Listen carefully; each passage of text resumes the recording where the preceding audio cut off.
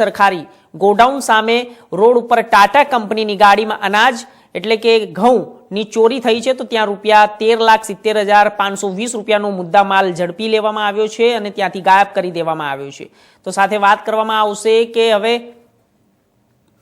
આ અનાજ ગાયબ થયું છે, સરકારી ગોડાઉન પાસેથી અનાજ ગાયબ થયું છે। આપને જણાવી દઈએ કે ઘઉં હતા જે સરકારી અનાજની અંદર ત્યાંથી ગાયબ થઈ ગયું છે ગોડાઉનમાંથી। તો જ્યારે 13,70,520 રૂપિયાનો જથ્થો જે હતો તે ગાયબ કરી દેવામાં આવ્યો છે, જેની કિંમત રૂપિયા 15 લાખ એમ મળીને કુલ કિંમત રૂપિયા 28,70,520 રૂપિયાનું મુદ્દામાલ સરકારી ગોડાઉન પાસેથી રાત્રિના સમયે રોડ પરથી ગાયબ થઈ જતા અનેક સવાલો ઊભા થયા છે। કારણ કે આ પ્રકારે ગોડાઉનમાંથી ટ્રક અને જથ્થો ગાયબ થવું શું અનાજની કાળાબજારીને ગણાવે છે?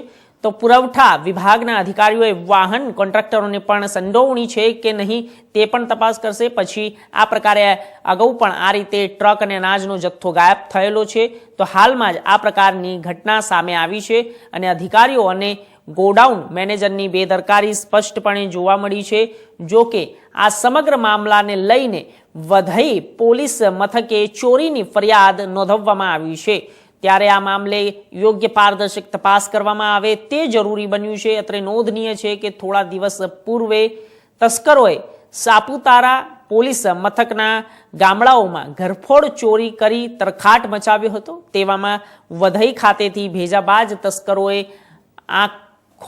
આખી ઘઉંની જથ્થો ભરેલી ટ્રક લઈ ગયા અને પંથકમાં ભયનો માહોલ સર્જાયો છે।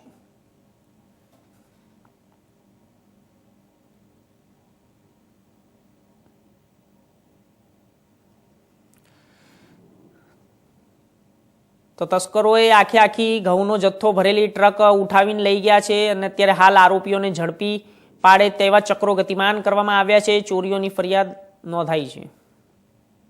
આજરોજ સરકારી અનાજ ગોડાઉનની રસ્તાની સામેની બાજુએ 50 કેજીની એવી 500 બેગ ભરેલી ટાટા કંપનીની ટ્રક ઉભેલી હતી, જેમાં ઘઉં આશરે 25,380 કિલોગ્રામ જેટલા ભરેલા હતા। તેની કોઈ અજાણ્યા ઈસમોએ રાત્રિના સમયે ત્યાંથી આ ટ્રક ચલાવી અને ચોરી કરી ટ્રક તેમજ ઉપરોક્ત મુદ્દામાલ લઈ ગયેલ હોય તે અંગેની ફરિયાદ વધઈ પોલીસ સ્ટેશનમાં દાખલ થયેલ છે। આ ફરિયાદ દાખલ થતાની સાથે જ અમોએ એટલે કે ડાંગ પોલીસે આજુબાજુના તમામ જિલ્લાઓના LCB PIO સાથે ચર્ચાઓ કરી અને તેને આ બાબતે પોતપોતાના વિસ્તારમાં આ બાબતે શોધખોળ કરવા માટેની જરૂરી સૂચનાઓ આપવામાં આવી। આ અંતર્ગત અત્યારે હાલ એવું કહી શકાય કે આ જે આરોપીઓ જે આ ગાડી તથા અનાજ ચોરીને લઈ ગયેલ છે તેઓ લગભગ પકડાઈ જવામાં હાથવેતમાં છે અને પકડાઈ જશે